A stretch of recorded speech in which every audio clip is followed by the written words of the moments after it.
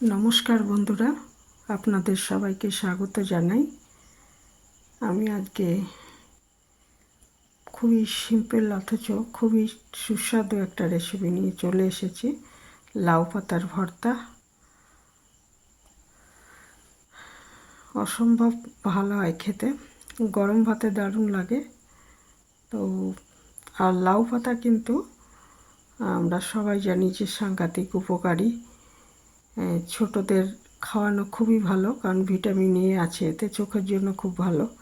তাছাড়া নতুন যারা মা হয়েছেন তাদের জন্য খুব ভালো, আর সবার জন্যই ভালো। অ্যানিমিয়া যাদের আছে, তারা রক্ত হয়, তো অনেক রকমভাবেই তো আমরা খাই লাউ শাক, কিন্তু এই ভর্তা বানালে কিন্তু যারা এমনি শাক পাতা খেতে চায় না তারাও খেয়ে নেবে, বাচ্চারাও পছন্দ করবে। তো এখানে আমি বাড়িতে লাউ গাছ আছে, গাছটা নিচে আছে আর ছাদে অবধি উঠে এসেছে শিউলি গাছ বেয়ে। তা আমি কচি দেখে কিছু পাতা ছিঁড়ে নিচ্ছি গাছটার থেকে। আর বাড়িতে এরকম লাউ শাক হলে তো খুবই ভালো, কারণ এতে কোনো রাসায়নিক সার নেই, একদম ন্যাচারালভাবে হয়েছে গাছটা, তো কোনো রাসায়নিক জিনিস নেই, সেগুলো খাওয়া খুবই ভালো। তো পাতা কিছু করে নিচ্ছি, তবে লাউ পাতায় কিন্তু প্রচুর সবুজ সবুজ দেখবেন ছোটো ছোটো পোকা হয়, সেগুলো খুব ভালো মতো বেছে নিতে হবে। আর পাতার পেছন দিকটা কিন্তু পোকা অনেক সময় ডিম পেড়ে রাখে, তা সেগুলোকে আগে ভালো মতো বেছে পরিষ্কার করে নিতে হবে। পেছনগুলোয় ভালো করে দেখে নিতে হবে যে কোনো ডিম পেড়ে রেখেছে কিনা পোকায়। আর সবুজ পোকাগুলো থাকে যে, ওগুলোকে ভালো করে পরিষ্কার করে খুব ভালো করে ধুয়ে নিতে হবে আগে। আর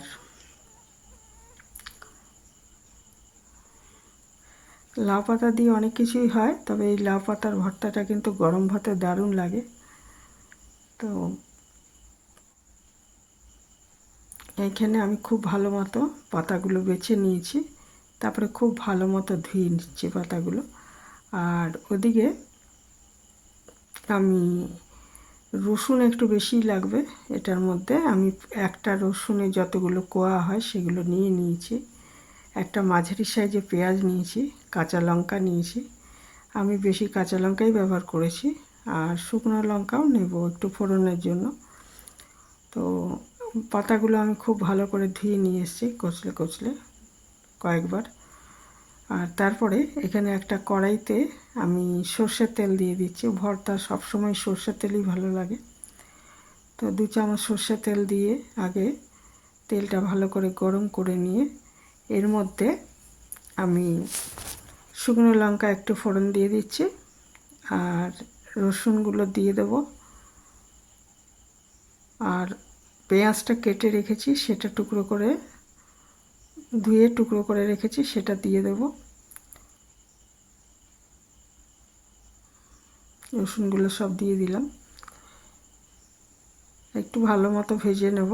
তবে একেবারে যে কড়া করে ভাজার দরকার নেই, মোটামুটি ভাজা হলেই হবে।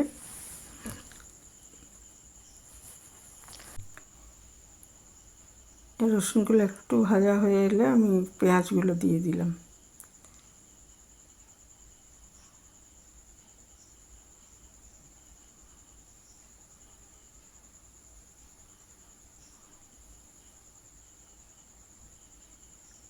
আর দিয়ে দিচ্ছি পরিমাণ মতো নুন, নুন দিয়ে দিতে হবে। আর ওই কাঁচা লঙ্কা যেগুলো ছিল ওগুলো টুকরো করে এই সময়টায় দিয়ে দিতে হবে, দিয়ে ভালো মতো এগুলোকে ভেজে নিয়ে তুলে রাখবো।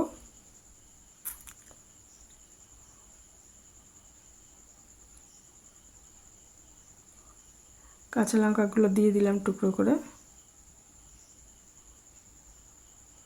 আর এই সময়টায় নুন দিয়ে দিচ্ছি, পরে আর নুন দেব না। নুনটা বুঝেই দিতে হবে, যেন খুব বেশি না হয়ে যায়, তাহলে ভালো লাগবে না।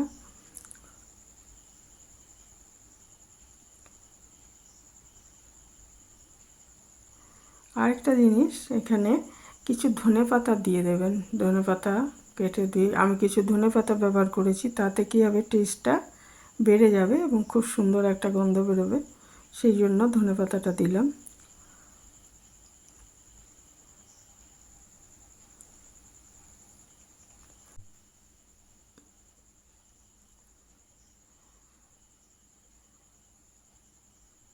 এটা ভাজা হয়ে গেলে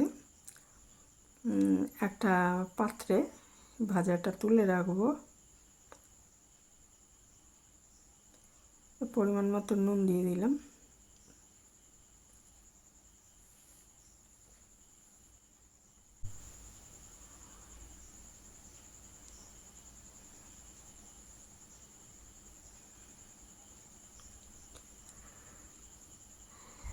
এরপরে ভাজাটা তুলে রেখে ওই কড়াইতেই আমি লাউ শাকগুলো দিয়ে দিচ্ছি, আর কিন্তু তেল দেবো না।